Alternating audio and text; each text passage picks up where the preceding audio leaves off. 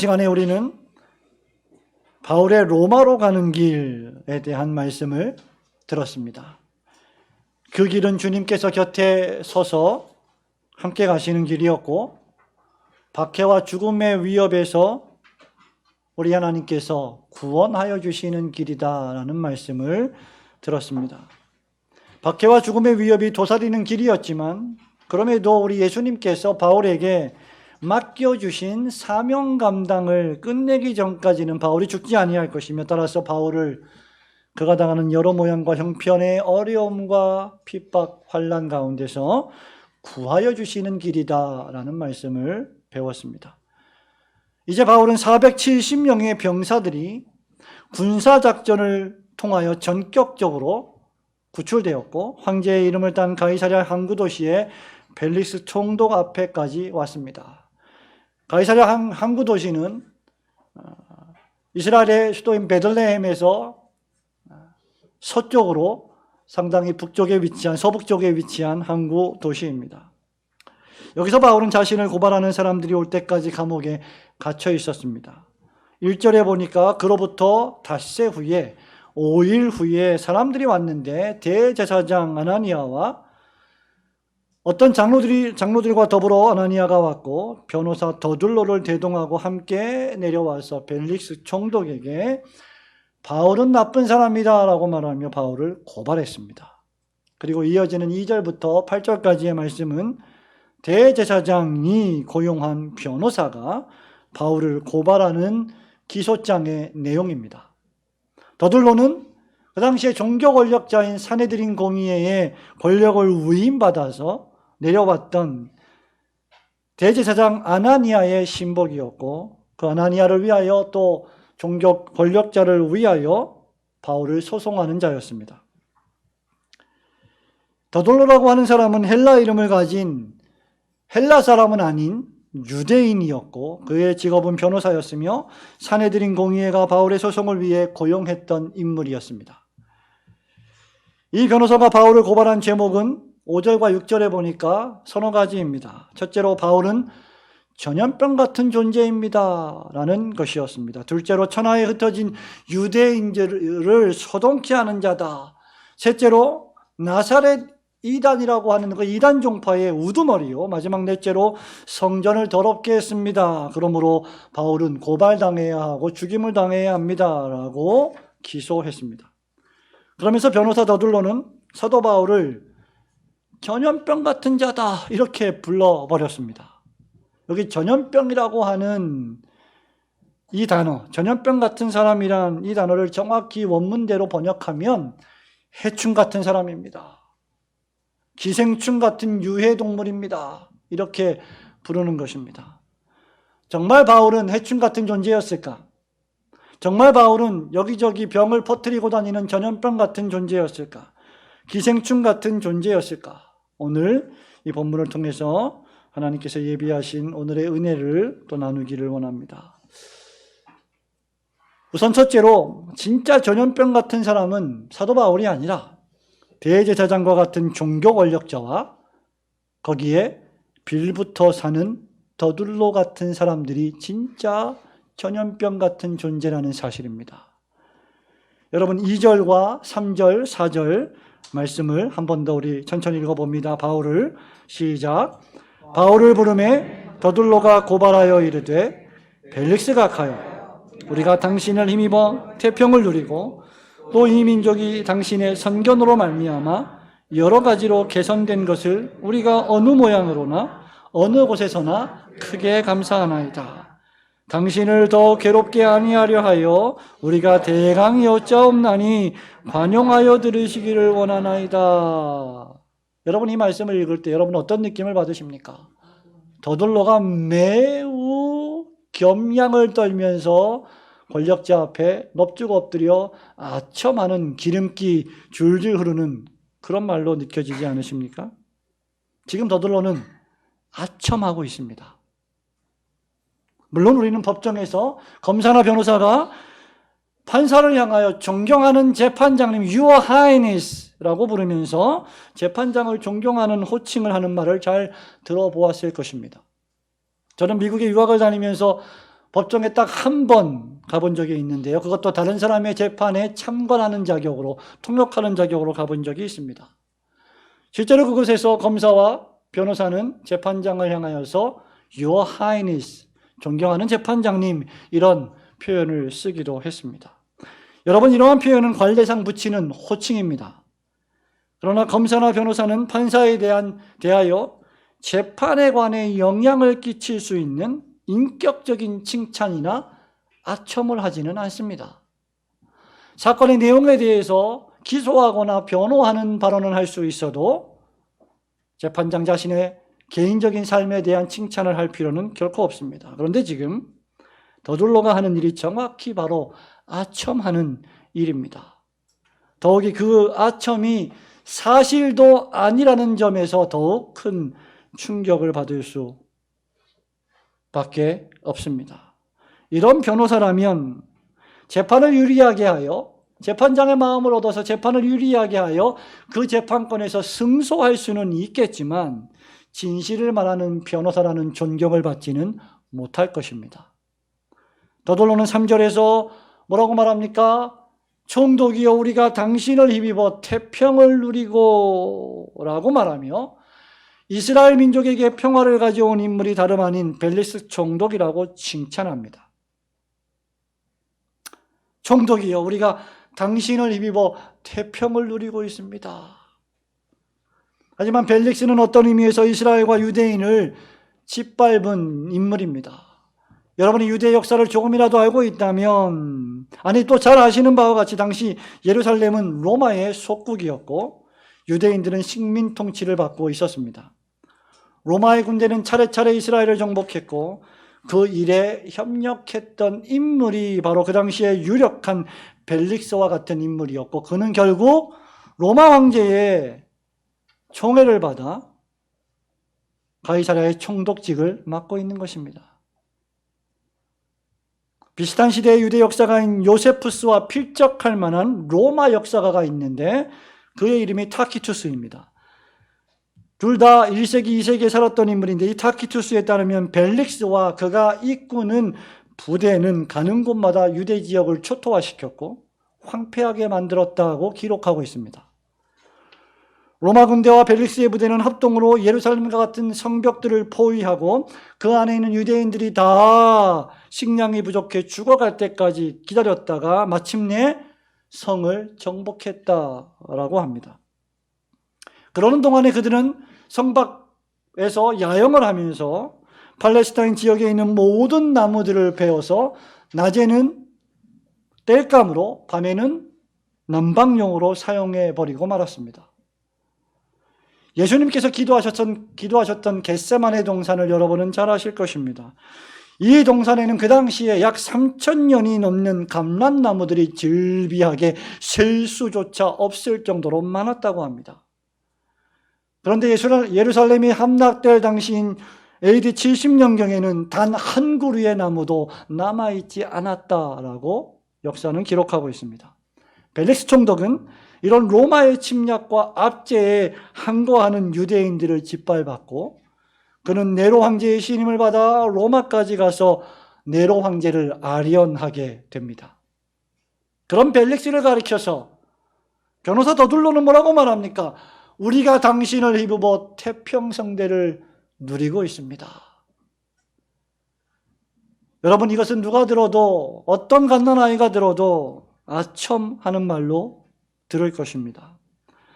더욱이 더둘로는 이어 이 민족이 당신의 선견으로 말미암아 크게 개선된 것을 우리가 감사합니다. 어느 곳에나 어디서나 어떤 시간에든지 당신께 크게 감사합니다라고 벨리스 총독을 치하했습니다.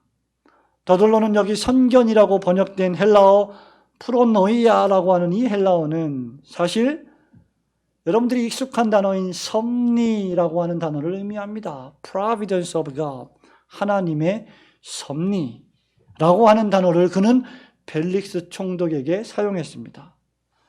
섭리란 무엇입니까? 하나님의 섭리란 무엇입니까? 하나님께서 당신이 지으신 모든 만물을, 특별히 사람을 포함하여 우주와 역사를 보존하시고 인도하시고 처리하시고 다스리시는 지혜롭고 거룩하신 하나님의 주권적 통치를 가리킵니다. 말하자면 저와 여러분이 매우 지금까지 평안한 생활을 하고 있었던 이유는 하나님의 섭리 때문이었다는 것이죠. 나라와 민족을 태평하고 성대하게 만든 분은 다름 아닌 하나님이셨다는 것입니다. 비록 이 세상과 이 나라와 전 세계에 죄와 악이 관영하지만 그럼에도 불구하고 하나님께서 죄와 악을 제어하시고 선을 장려하시며 역사를 통치해 나가시는 분이 바로 저와 여러분이 믿는 전능하신 하나님이시라는 말입니다. 그 결과 우리가 살아가고 있는 것입니다. 사도행전에서 이러한 내용을 가리켜서 우리가 하나님과 하나님의 말씀을 기동하여 살고 있느니라고 표현한 바 있습니다.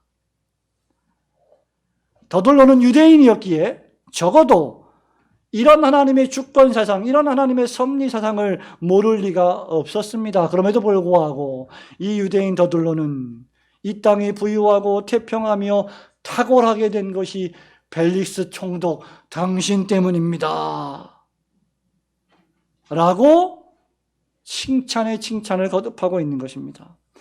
벨릭스를 찬미하고 그에게 감사하고 있는 것입니다. 성도 여러분, 가장 불쌍한 해충 같은 사람은 과연 누구이냐? 권력에 빌부터 권력에 아첨하는 사람들입니다. 착한 권력, 지혜로운 권력, 하나님을 경외하는 권력, 국가, 정부에는 우리가 마땅히 그들을 존경하고 사랑해야 하겠지만 그렇지 않은 정부와 권력에는 당연히 마땅히 분연히 일어나 항거하고 저항해야 합니다. 하나님의 말씀에 반대되는 정책을 위반하고 하나님의 뜻과는 반대로 가고 있는 권력이라면 우리는 그 권력에 지나치게 아부해서는 안 될 것입니다. 그러한 권력이 어떠한 종류의 권력이든지 말입니다. 여러분, 그런 사람이 신자라면 그런 사람이야말로 해충 같은 존재가 될 것입니다. 적어도 하나님을 믿고 하나님의 절대하신 주권을 믿고 하나님께서 만물을 지으시고 만물을 통치하시고 만물을 심판하실 분이라고 우리가 굳게 믿는 사람이라면 만물이 주에게서 나오고 주로 말미암고 주에게로 돌아갑니다. 그러므로 영광이 그에게 세세에 있으리로다 아멘이라고 외치는 신자라고 한다면 적어도 우리는 문바가 되어서는 안 됩니다. 박바가 되어서는 안 됩니다. 여러분, 이것은 대단히 중대한 말입니다.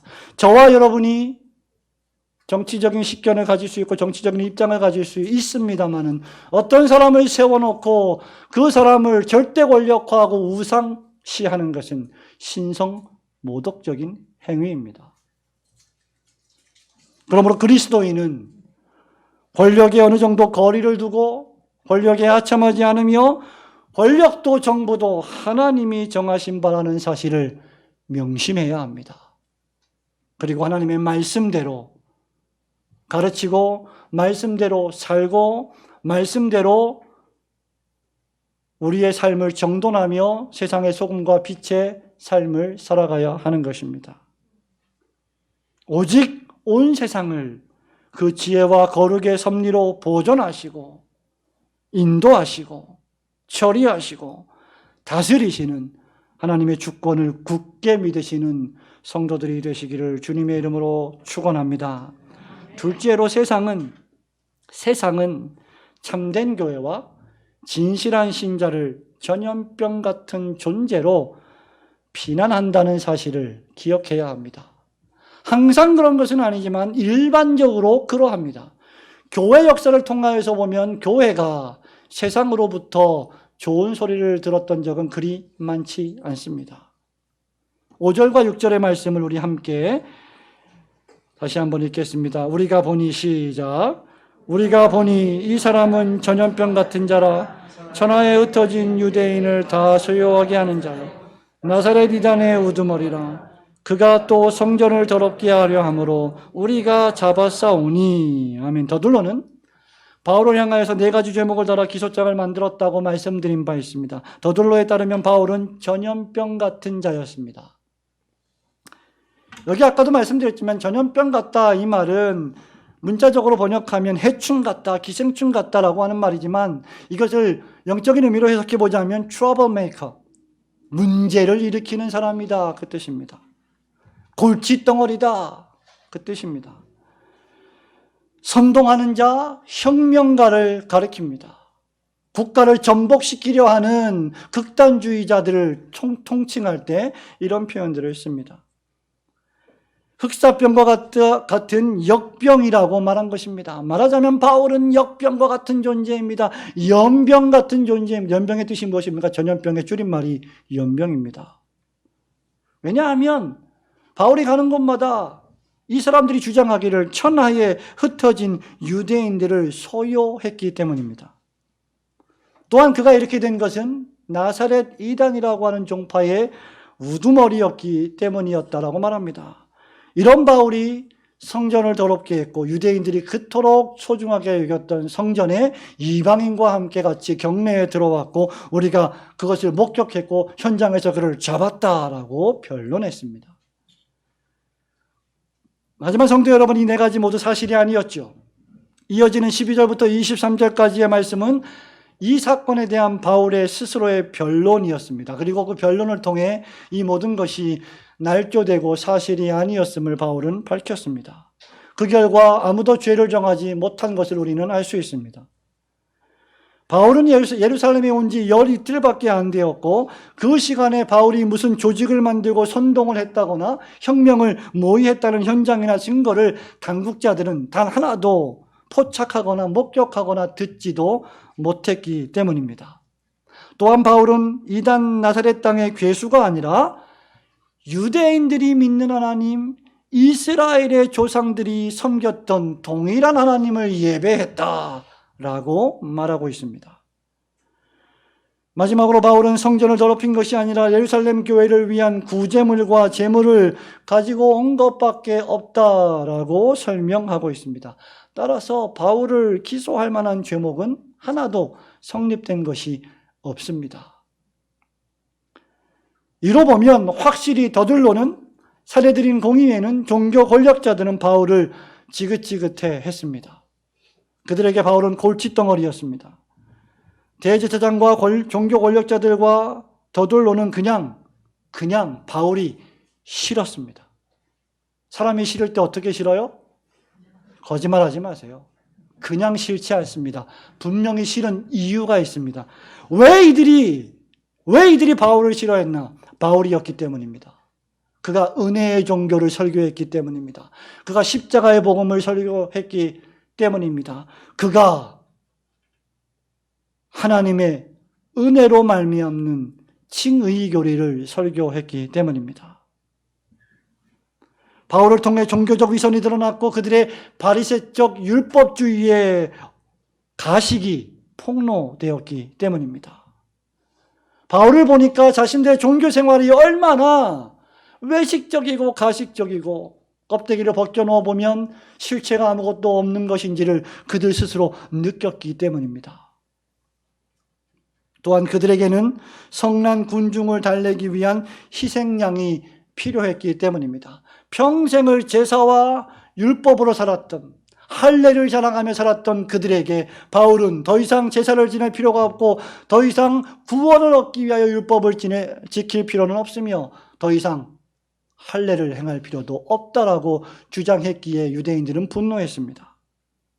이제까지 내가 이렇게 신앙생활을 해왔는데 이런 위선들이 하나둘 발가벗겨졌기 때문입니다. 그래서 그들이 바울을 연병 같은 존재다라고 불렀던 것입니다. 확실히 바울은 쉬운 사람은 아닙니다. 하나님의 은혜를 받았지만 성가신 존재였습니다. 가는 곳마다 문제를 일으키는 사람이었습니다. 왜냐하면 여러분 아까도 말씀드렸지만 바울은 더 이상 할례나 율법 준수가 아니라 그런 외면적인 행위가 아니라 오직 그리스도를 믿음으로 죄를 용서받고 구원을 얻습니다 라고 가르쳤기 때문입니다. 믿으시기를 주님의 이름으로 축원합니다.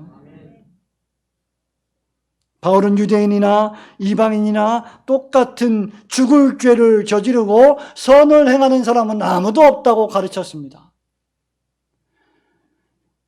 유대인들이 그토록 개만도 못한 존재로 취급하는 사마리아인 이방인들과 너희들도 똑같은 존재가 아니냐라고 바울은 가는 곳마다 신랄한 가식과 위선을 책망했습니다. 선을 행하는 사람은 아무도 없다라고 말했습니다. 유대인이나 헬라인이나 다 죄 아래에 있고 의인은 없나니 하나도 없다라고 로마서 3장 9절과 10절에서 말하고 있습니다. 바울은 율법주의를 비평했습니다. 공로주의를 책망했습니다. 기복주의와 각종 제사와 종교 의식으로 물든 의식주의를 복음으로 폭로했습니다. 더 이상 그런 식으로 신앙생활하지 마세요. 예수 그리스도를 직면하세요.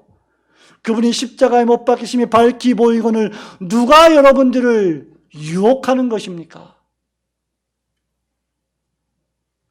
말하자면 그는 예수님께서 그렇게 하신 것처럼 타락한 대제사장과 서기관들과 바리새인들의 외식과 위선을 비판하고 율법주의를 경계하며 오직 주 예수 그리스도와 그분의 십자가에 못 박히심만을 설교했기 때문입니다.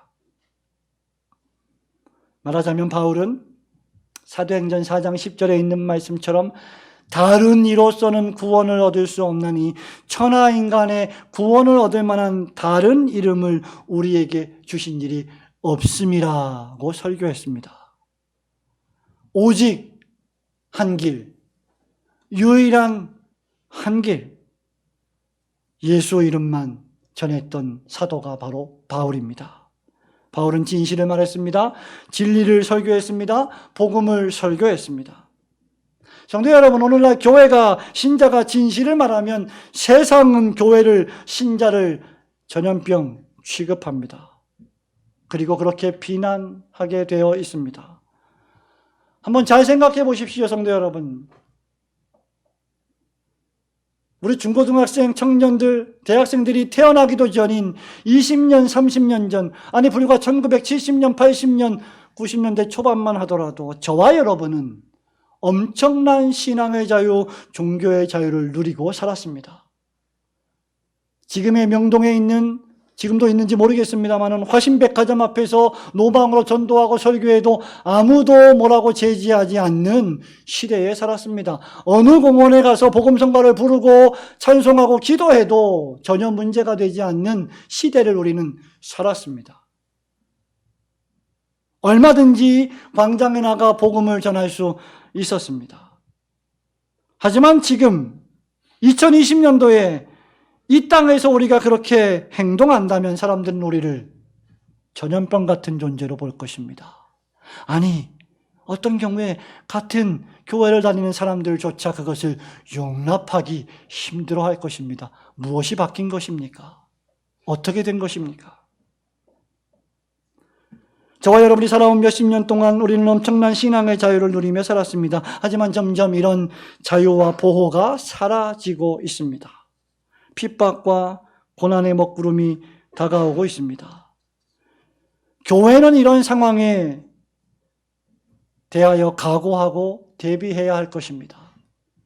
제가 우리 후배들에게 늘 하는 말이, 내가 지금 목회하는 시대에도 이렇게 힘든데 당신들이 앞으로 목회하고 교회를 개척하고 섬겨야 될 그 시대에는 얼마나 더 힘들 것인가 생각하니 참 가슴이 답답하다. 걱정이 많이 된다. 그러니 자네 정말 그 길을 가려나? 아직도 늦지 않았으니 정말 소명받지 않은 것이라면 다시 한번 생각해보라는 말이 여기까지 나오게 됩니다. 진실한 교회와 성도가 복음에 신실하고 하나님의 나라와 그의 의를 위하여 살고 세상 사람들과 구별된 삶을 살아가며 복음을 전하는 삶을 살아간다면 세상 사람들은 우리를 한편으로는 해충 같고 전염병 같은 존재로 여길 것이지만 지각이 있는 사람들이라면 이 사람들은 무엇인가 나와 좀 다른 게 있구나 라고 생각하게 될 것입니다. 오늘날 교회의 문제가 무엇입니까? 오늘날 청년 대학생들의 문제가 무엇입니까? 오늘날 우리 중고등부 학생들의 문제가 무엇입니까? 여러분들이 교회를 온다는 것 빼놓고는 여러분들이 월요일부터 토요일까지의 삶이 안 믿는 친구들과 별다를 바 없어 보인다는 것입니다. 똑같이 거짓말하고 똑같이 욕하고 똑같이 나쁜 짓을 행하며 살아간다면 우리는 그들에게 소금과 빛의 삶을 보여주지 못하고 살아가는 것입니다. 그러나 우리가 진실로 복음에 합당하게 산다면 사람들은 뭐 이런 놈들이 다 있어 하면서 이상하게 볼 것입니다. 제가 어떤 성도님과 대화를 하는 가운데 수요 예배를 나오는 성도님이신데 이 수요 예배를 나오는 이야기를 주변에 친구들에게 이렇게 가끔씩 만나서 이야기하다 보면 되게 이상한 존재로 본다는 겁니다. 수요 예배를 나오는데 이상한 존재로 본다는 거예요. 굳이? 수요일까지? 뭐하러? 왜? 여러분 제가 늘 말씀드리죠. 과거에는 교회를 너무 많이 와서 문제였다면 요즘엔 너무 안 와서 문제가 아닙니까? 성도 여러분, 그런 사람들의 시선을 두려워하지 마십시오. 부끄러워하지 마십시오. 우리 신앙의 선진들이 다 이렇게 살았고 그 속에서 믿음을 지키며 달려갈 길을 다 달려갔습니다. 그 결과 그 신앙의 열매를 지금 우리가 먹고 사는 것입니다. 세상이 교회를 전염병 같은 존재로 여기는 오늘날 여러분들은 악으로 악을 갚지 말고 선으로 악을 갚으며 더욱 신실하게 세상의 소금과 빛된 삶으로 여러분의 신앙과 믿음을 지켜나가시기를 주님의 이름으로 축원합니다. 성도 여러분, 말씀을 맺습니다. 더들로는 바울을 연병 같은 사람, 골칫덩어리, 문제를 일으키는 사람으로 고발했습니다. 그런데 여러분 진짜 뭐가 문제인지 아십니까? 세상 사람들은 교회를 전염병 같은 존재로 보고 이 당시의 유대인과 종교 권력자들은 바울을 골칫덩어리로 보았지만 진짜 우리에게 골칫덩어리는 무엇입니까? 진짜 우리에게 전염병 같은 존재는 무엇입니까? 진짜 전염병 같은 문제는 우리가 죄와 죽음에서 구원을 받아야 할 전염병 같은 죄인들이라는 사실입니다. 실상 대제사장이나 산헤드린 공의 회원들이나 더둘로 같은 인물이 이렇게 바울을 고소하는 이유는 그들의 치부가 드러났기 때문입니다. 하나님 앞에서 죄인이라는 사실이 폭로되었기 때문입니다. 다윗은 골리앗을 무엇이라고 불렀습니까? 이 할례받지 못한 족속아. 그렇게 비난했습니다. 유대인들은 헬라인들이 죄인이라고 비난했습니다.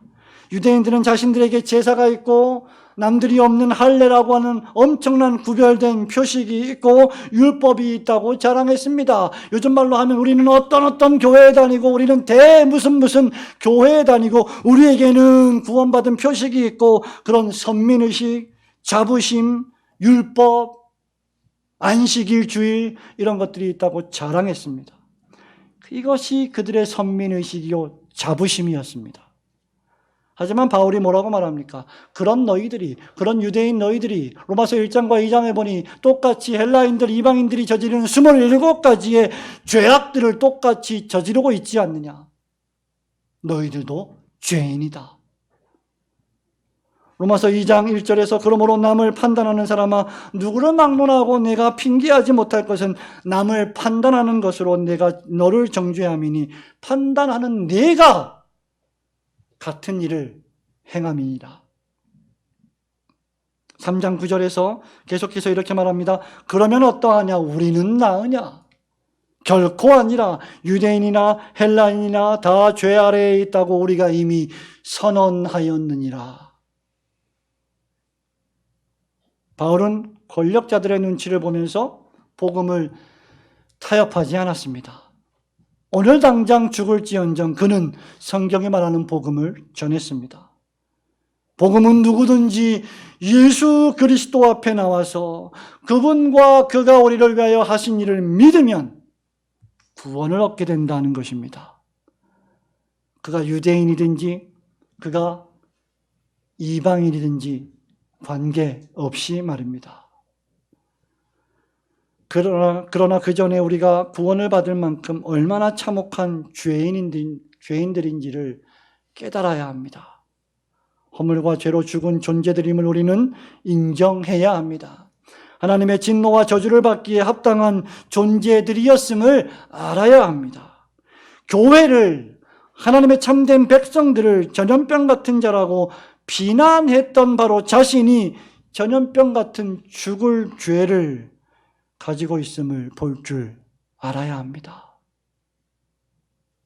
지옥불에 던져지고도 남을 만큼 심각한 전염병이 나의 지식과 나의 감정과 정서와 의지와 전 인격을 사로잡고 있음을, 이 사회를, 나라를, 국가를 좀먹고 있음을 사람들은 깨달아야 합니다. 문제는 정치가 아닙니다. 문제는 경제가 아닙니다. 문제는 죄입니다.